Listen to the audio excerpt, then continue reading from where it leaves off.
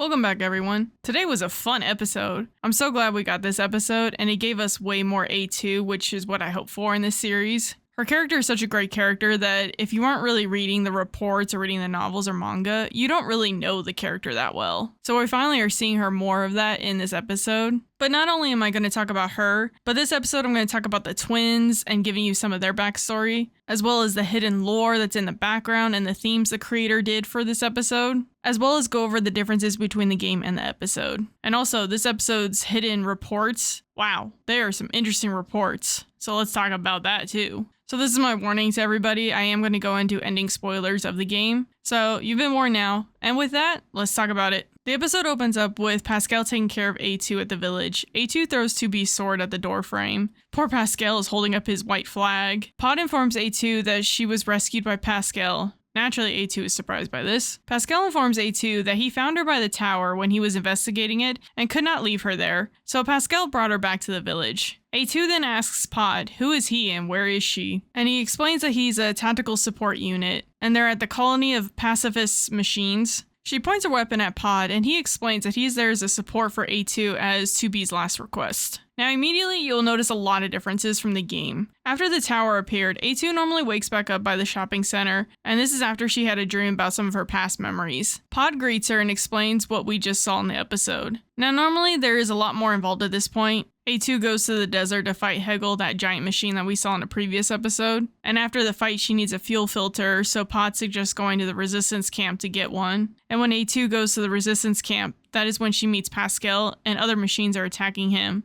You save Pascal and then let Pascal go. Now obviously in the anime, we're skipping a lot of this and just getting straight to the point, and I am A-okay with this choice. It gives us more time to understand A2's character. Just like in the game, Pod asks A2 to state her intentions and A2 doesn't care to share them. When she goes outside, she sees a huge tower and Pod explains it is unknown. And A2 still tries to get Pod to go away. He says she doesn't have the authority to override 2B's orders. She gives up on the argument because she is suddenly in pain. In the novel, A2 describes her pain in a little more detail. Her joints were stiff and it was difficult to move. Because of this, she was drained from walking. Her head hurt as well. At first, it was just a dull pain at her left temple, which is, I feel like, what we're seeing now. The pain grew to the point where it throbbed like there was a jagged piece of metal being twisted into her skull. Then the episode cuts to a loading screen, and this scene plays out just like the game. 9S opens his eyes, and it's Devola and Popla are taking care of him. Now this whole scene, the animators I think did a great job with these two. This is also the first time, just like in the game, we've seen them so lively. In the anime, whenever you saw them, it was either very brief conversation like back in episode 8, or they're shown in the background just healing other resistant members. Also in the game, the twins explain that 9S has been unconscious for 2 weeks. But in this episode, they don't specify how long he's been out. Same with A2 actually. It is also explained in the game that the twins are currently the only way for 9S to get treatment if he was ever injured, and that's due to the bunker being gone. When Pod reminds 9S to thank the twins, in the novel it is explained that he didn't know why he thanked them,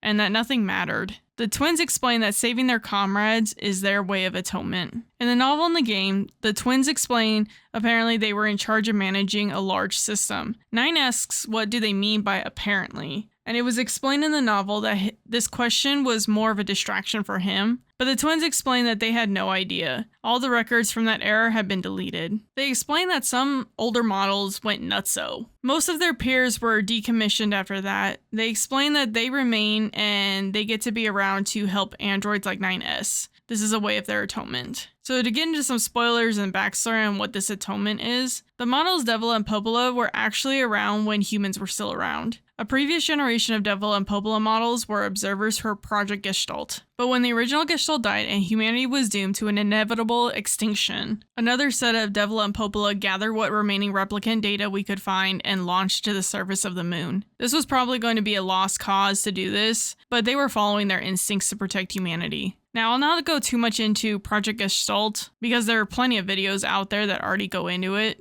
I'll also link some of those videos in my description. If you would like to hear me do an updated one with the more recent lore from NieR Reincarnation, let me know in the comments. Eventually, other androids began directing their hate towards the twins. It was their fault that humanity died out in their eyes. For them, this was almost unavoidable. They were observers of Project Gestalt after all, and while this specific set of twins did not cause it to fail, the people who did, well, they looked just like them. So they accepted it all. They took all the resentment and all the hatred, and they also felt responsible in a way. Devola and Popla models were not dismantled, but in order to prevent unexpected behavior, they underwent a memory wipe, and they were reprogrammed to generate a constant feeling of guilt. The other resistance members were also programmed to hate the twins as well. This was such a cruel life for them to have, and it wasn't even this specific model's fault. In the game, Devola mentions how she wonders if humans purposely designed the twins so they wouldn't be alone. And I believe that to be true. That is the theme of not only this episode, but this game and series in general. No one can really survive alone, as we'll see this even more with A2 in this episode. Also, fun fact, in the Grimoire NieR, you can read some interviews with Yoko Taro, Keiichi Okabe, Yosuke Saito, and Saki Ito. They were asked who their favorite characters were. All but Yoko Taro said the twins. Okabe shared that his perspective is from being the composer for the song that is played in their final battle, which we all know and love as Song of the Ancients. He was told the twins would be singing and dancing as they attack, and he had to send the composition right away so that they could match the dancing to it. Now, if you did not know this or couldn't tell, neither could I. And apparently, neither could the creators. During this interview, Yoko Taro tells Okabe, "Okabe-san, I'll have you know that Steve Jobs once said something to the effect of, a master craftsman even cares about the parts you can't see." That's what that was. Putting one's heart into crafting details that even our customers may not notice, but it's part of the craftsman's spirit, is it not? The creator shared, and I also imagine the fans as well, grew more fond of the twins because of the replicant release. They added more to their story in that game. Oh, and in case you were wondering, Yoko Taro's favorite character was Fira, at least when asked specifically about Replicant.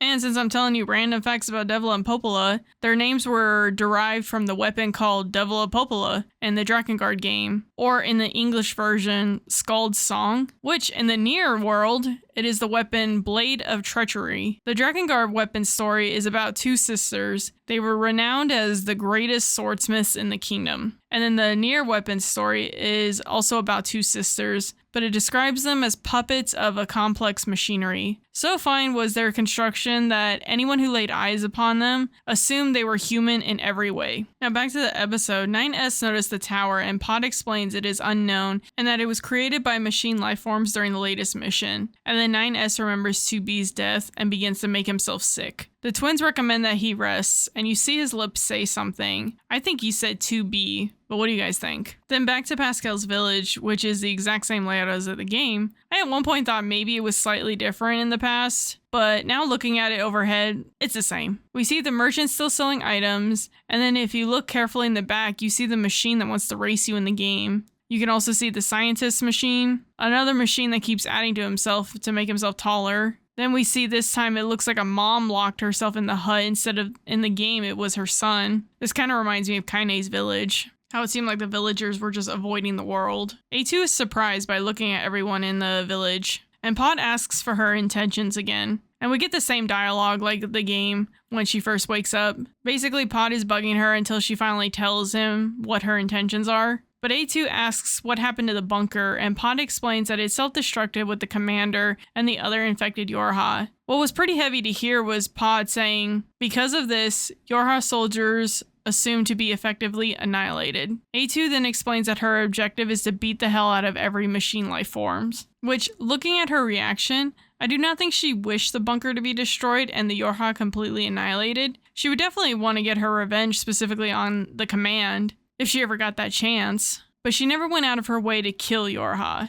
You got in her way, though, you would die. So I think this was heavy for her to hear as well. Pod asks her, what is the reason you do not destroy the machine life forms of this colony? She explains that she owes these guys one. But what is fun to see is Big Sister and Little Sister playing, and Little Sister is sitting on her future husband from episode 7. But what is in her hand is actually Devola or Popla's staff, and then the Big Sister was holding a flower. I don't believe this is a Phrygia, but I'm also not a flower expert. Pod explains that A2 needs immediate maintenance before leaving the area, but she's refusing to listen. So this time the conversation is slightly different. He knows her goal, but he will continue to bug her to get maintenance because she needs it. But then we get to, I think, one of the funniest moments I've ever seen with A2. She's telling Pod to shut the hell up, but in a comedic way. Then the children machine start to cry because A2 scared them, and A2 tries to leave, but then she collapses. We're back at the camp now, and twins go to check on 9S because Lily has questions for him about Yorha, and he's gone. 9S, you see him walking and ignoring Pod's recommendation to go back to the camp because he still needs further maintenance. But then we're back already to Pascal's village. All of a sudden, water is being dumped on A2's face. The machines are so cute. They're saying, she's scary, and she will eat them, while also at the same time throwing branches on her. A2 realizes she cannot move. Pod explains it's because of her fuel filter. He proposes it needs to be replaced. And as A2 is getting ready to explain she can't do that, the machines continue to waterboard her. She's yelling at them, asking them, why are they doing this? If you're so scared, why come near her, is what she's trying to get at. The machines explain it's probably because you got sick, so they're trying to fix the sickness. So they looked up in a book on how to fix her, which is also sweet. And then they get to step 2 of warming the body. The machines almost light fire to the branches on A2, and Pod comes to the rescue. Then they try to give her medicine, and I see glasses in the so-called medicine, and I see it looks like Adam's glasses. This gives me Shion's cooking vibes from that time I got reincarnated as a slime. A2 tells Pod to help her with this too, but Pod is being a savage, and he says there's no harmful substance found, so there's no danger to this. Pascal eventually comes in to stop the party, and he is also savage. He says, oh, am I interrupting something? Continue on, I'll leave you to it. And before A2 could really say anything, Pascal says, I'm joking. Pascal and A2 are talking now, and he says he heard that A2 can't move. And when he moves closer to A2, she says for him to not come near her. And Pascal makes a funny noise, but he does respect A2 and obeys her wishes. Pascal apologizes for the children's methodology, but they mean well. And A2 says that they're so scared, it feels abnormal. A2 states that they wouldn't even be able to kill a weak android. And Pascal explains he taught them fear. He has been teaching them emotions and knowledge. Pascal taught them fear as the most important idea to protect themselves from harm. Pascal thought it was important to know what it means to be afraid. A2 asks why. Pascal explains if they don't know, they won't have the fear of dying. Then you see a glimpse of Pascal when he used to fight on the front lines like we saw in episode 5. He also taught them the fear of those with weapons and to act with animosity, which is interesting because in the game and the novel, that was actually a problem. Pascal taught them fear, but didn't teach them the fear of dying, which is what led to sadly all of them taking their own lives later in the game. They did not understand the fear of dying. Humanity put that in the androids, but realistically, machines and androids don't really die, which was also part of what Adam was also wanting to understand as well. A2 shares with Pascal that her mission is to destroy every last one of them.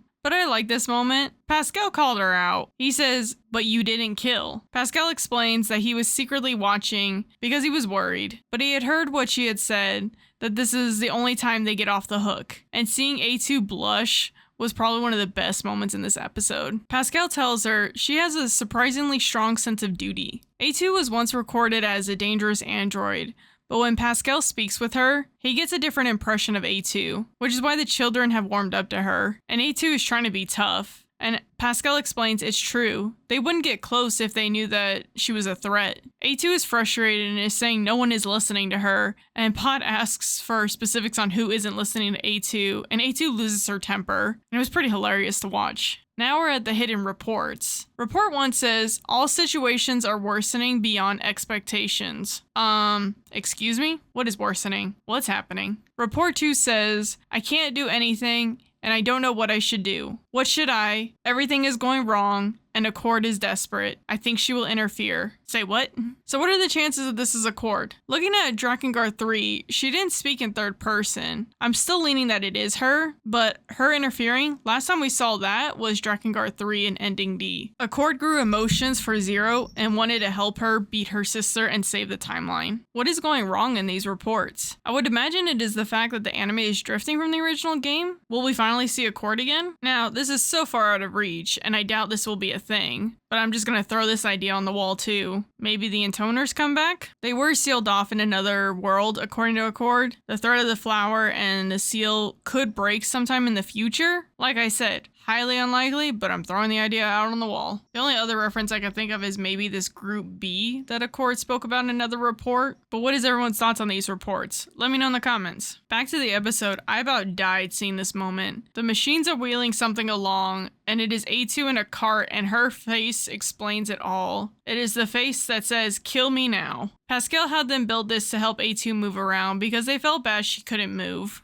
You see the slide that in the game, A2 actually helped him build that. But A2 is wondering about the village and how the machine life forms are evolving. But at this point, A2 is reflecting on her life now. She thought her goal was to wipe out all machine life forms, or so she thought. Pod comes and tells her once she gets a new filter, she can move again. So A2 tells Pod to go get her one. But interestingly enough, he refuses. He says she doesn't have the authority to direct him, but she also basically doesn't have the authority to be separated from Pod by more than 100 meters for her safety. And she says, useless box, which I kind of agree with at this moment. Pod recommends that she gets maintenance from Pascal, but A2 says she would rather die. The machines ask A2 if Pod is a friend of hers, and she denies it, but then the machines ask if he is family, and that immediately hit A2. She states that she doesn't have anyone like that anymore, but in yelling this, the machines begin to cry and say how scary she is. When A2 asks for Pod's help, he says no. Basically, A2 got herself into this mess, she has to figure out how to get out.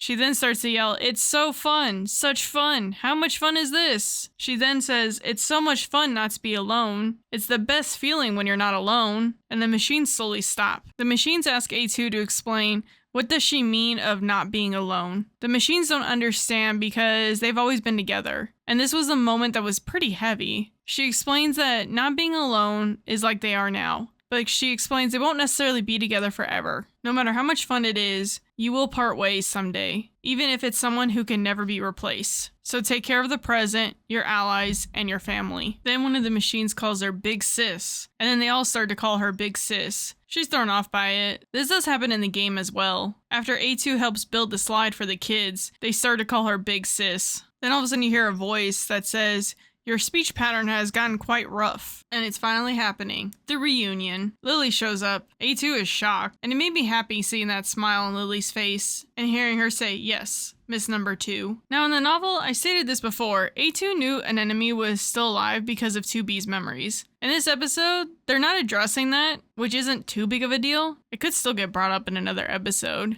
But when they reunited, Anemome's reaction was the same face that A2 had made when she discovered Anenome was alive. Back to the episode, we're looking at 9S and he's walking through a forest area. We come across a guy who is in a field of flowers and is burying some of his allies. Those of you that have played the game will recognize this guy from the resistance camp. He gives you a side quest to find his allies, and just like in the game, he explains to 9S that this is a tradition that humans did when their loved ones died. It is a grave, and you place a flower on the grave with wishes for their souls to rest in peace. He asks 9S, does he want to mourn someone? He's able to tell by 9S's face, and says if we have things that we can call souls, a feeling of mourning would not be meaningless. But 9S knocks the flower out of his hand and runs away. And the guy says, "I see you still haven't," and then it cuts away. We can assume different things on what he's going to say. I personally think it is acceptance. 9S has not accepted what happened to 2B, which is understandable. What does everyone else think he's saying? Then we're back at the camp and the twins are helping A2 recover. Lily thanks the twins and says that they have her gratitude, and they were shocked by that response. But that comes as no shock either. They've spent centuries being hated for a reason they don't even know. Lily then points out that A2 has changed. She's gotten wilder. A2 asks to leave her be, and Lily talks about how the air around her has changed quite a bit too. And I will say this watching this episode, looking at A2, yes, she is technically the original 2B. They are the same model types, but they've done a good job of making them look very different from each other. I know this is simply because of all the modifications A2's had to do to herself, but it's still a nice touch. And also, even for Lily to point out her speech pattern has gotten quite rough, that is also shown by the voice actresses as well, for both English and Japanese. It also shows a lot of the character growth too that she's had. But I also think it means something that Lily is the one that's pointing this out, because back in episode 6, Lily is the one that talked about how number 2, her voice had so much hope in it. So it makes sense that the voice would be the first thing that she points out. A2 asks about the other guys, and Lily says, "You know more than anyone else."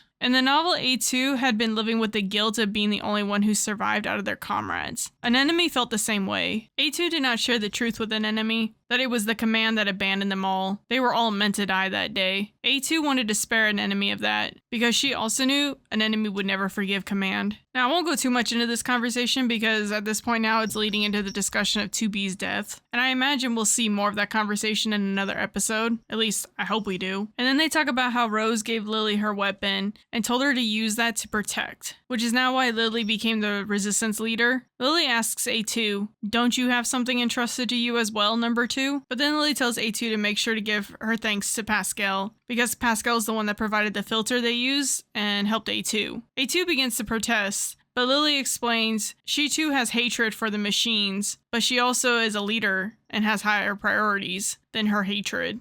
But then Lily also calls out A2, saying, calling the kettle black much? Lily saw how those children machines were warming up to her. Then we get another cute moment with A2. She's blushing and trying to act tough. Lily says, even though you speak differently, your heart hasn't changed one bit from back then, Miss Number 2. A2 starts to get upset and says, why you? And Lily says, no, it's a really good thing. And then we're back to 9S still running. He eventually falls, and Pod recommends that they should return to camp. And 9S asks, what would be the point when 2B is? And then he begins to cry. As he gets back up, he says he will kill them all. Machine life forms and A2. He will kill them all. Then the episode ends, and it is titled Childhood End, which is ending D in the game. Ending D is one of the main storyline endings of the game. You're playing as 9S, and you take out 9-2, and you end up taking out yourself in the final battle. But then you hear in the network Adam speaking to 9S. Now it is explained in that ending that the Red Girls built the cannon in that tower to take out the human server, but they changed their minds. They saw the androids, Adam and Eve, and they saw how they were all living together, and came to a different conclusion. They decided instead of a cannon, they would launch an ark instead, and the ark would take them far away. Adam and Eve actually asked 9S if he would like to join them, and as a player, you get to choose. Now, it is interesting they chose this ending for the title. It makes sense in a way because looking at what we just watched, the title is actually a science fiction novel written by Sir Arthur C. Clarke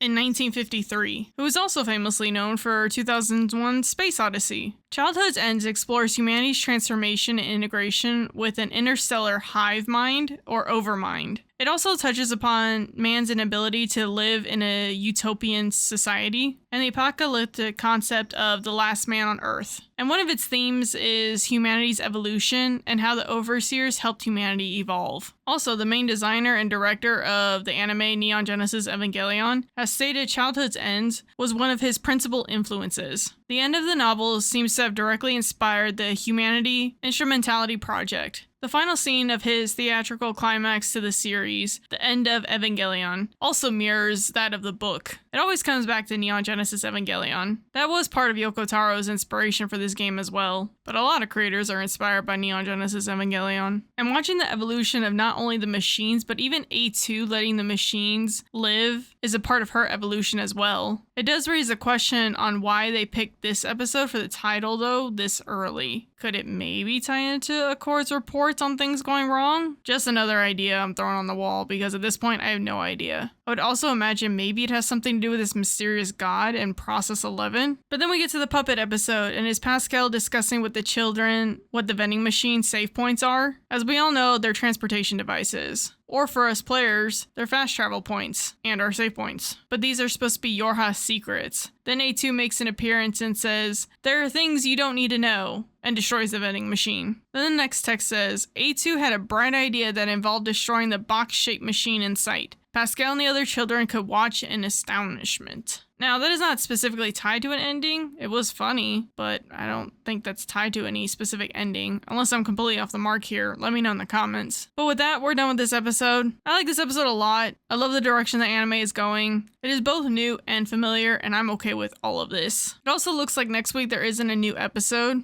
I haven't seen the reason on why, but it looks like they're just going to do a recap next week, and I'm not upset by this. If it means the animators need more time, I'm okay with that. But this is not too surprising that they do recaps. I watched that time I got reincarnated as a slime. You know how many recaps they do in that series? But what did you guys think of this episode? Did you love it? You love seeing A2 as much as I did? Wish there was more 9S? Let me know your thoughts in the comment. Until then, see you guys next time.